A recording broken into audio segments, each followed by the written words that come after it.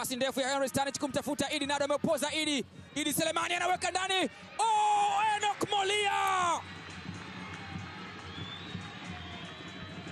Hatima ile subra njema ya Enock Molia inazaa matunda.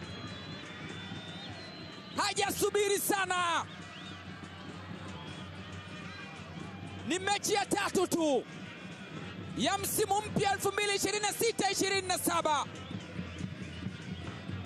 Mali mpya ya Azam Football Club inaanza kuonesha cheche.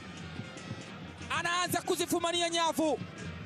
Utasifu utakavyosifu goli la Enock Molia, lakini usiweke mpembeni sifa utakayompa Idi Selemani Ali. Control ya viwango, composure ya kutupwa, na pasi yake murwa kwa Enock Molia ambaye nini afanye.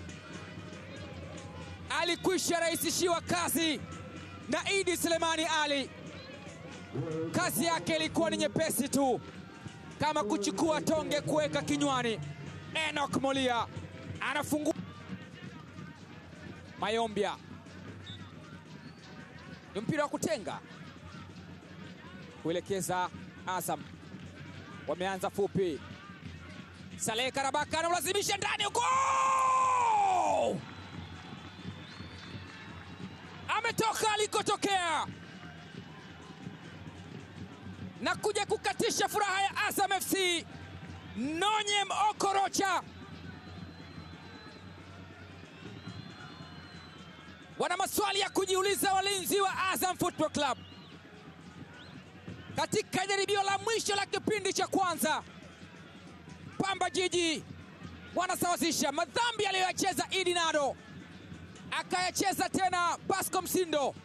Mwamuzi Mhina akafunika kwamba ni mpira wa kutenga. Angalia cross ya Saleh Karabaka, waliokoa lakini ilikuwa ni partial clearance. Mpira ukatua kwenye kichwa cha Nonyem Okorocha. Amefanya sana kazi ya kulinda, sasa amekuja kuifanya ya kushambulia na anafanikiwa kuisawazishia Pamba Jiji.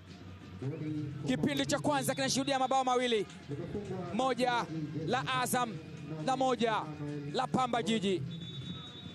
Saidi anapiga pasi ya kuikata ndani, akimwekea Abdul Sopu. Pasi imefika, inawekwa ndani huko, akitafutwa Molia, lakini ni Idi Nado anakaa chini na ni mkwaju wa penalti. Alizozifanya Eric Johora atalazimika kuifanya na hii ili iwe mwendelezo wa kazi bora. Aliingia mbele, akaenda kuchukua umiliki wa mpira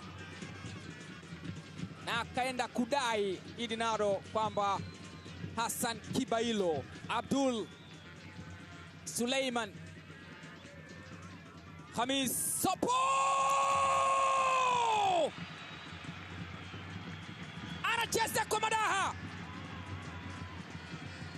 Aina hii ya kushangilia inapendeza kama wewe unatamani Azam wafanye mazuri, lakini kama uko dhidi ya mazuri ya Azam inakera na inauma.